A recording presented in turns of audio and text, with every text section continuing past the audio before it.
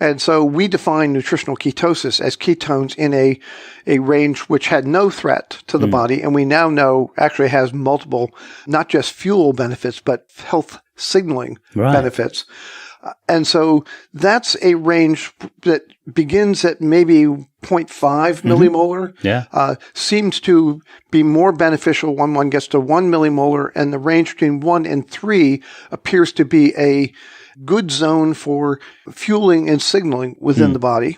And people sometimes say, "Oh, your ketones are elevated into 1 to 3 range." I say, "No, they're in the 1 to 3 range. That's not elevated. That's a normal physiological state for people when they're eating a diet that would reflect a traditional hunter or herder society's diet." So one gets there by limiting carbohydrates. For most people, unless they're very physically active, under 50 grams per day. And for people who are insulin resistant, more in the 30 gram per day of total carb intake range. Literate individuals could observe and write down what people were eating, were they the Masai people in the Great Rift Valley, and there were some British researchers who lived among them when they were still following their original pastoral diet. The Native Americans of the Great Plains, their lifestyle was recorded by a remarkable painter named George Catlin, who traveled among them in the 1830s because that was the time before the camera. He felt that he knew that they were going to be displaced from their ancestral lands. So he took paints and paintbrushes and canvases and went west of the Mississippi, and there are now still 250 of his paintings and 2 thick volumes of his writings that recorded the lifestyle of these people. And the ones who were nomadic and followed the buffalo, who didn't plant corn, beans, squash, lived on a almost totally carnivorous diet with some gathered foods, but very low in carbohydrate. And what we find from those 2 cultures, the Masai, the buffalo people of the Great Plains, and the Inuit in the Arctic, is that they habitually ate a very moderate protein intake and a very high fat intake. So they somehow instinctively figured out that from a macronutrient maintenance intake, that about 15% of energy intake as protein appeared to be the right amount. But since the carb intake was so low, that put them in the 80% of energy as fat intake when they were maintaining their weight.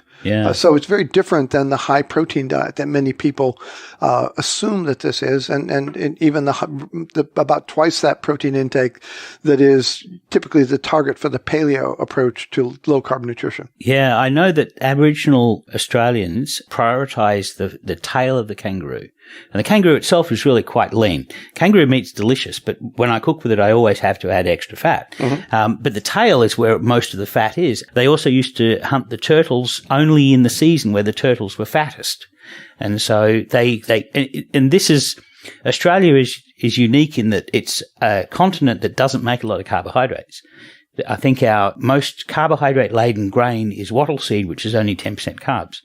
10% starch. So, and also, I think the only real sugars are from insects, honey ants and bees. And among the people who followed the buffalo in their seasonal migration, major hunting was in the fall when the buffalo had built up subcutaneous fat for both energy reserve and insulation.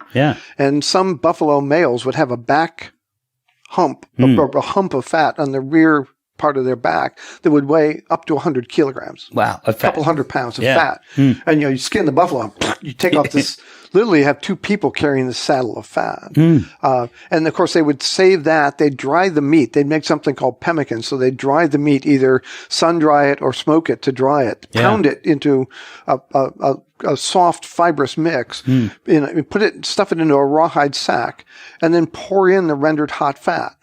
And you'd get this block of meat encased in fat. And of course, this is ruminant fat, so it's solid at room temperature, kind of like butter.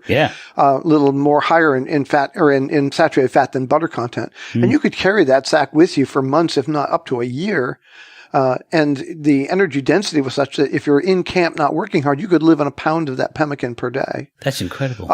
So they treasured the fat. But in the spring and early summer and late winter, when the fat amount was reduced, as you say, they would selectively consume the animals. And the treasured parts were the fat around the kidneys, The tongue always had fat in it. The tongue's quite fatty, and the bone marrow.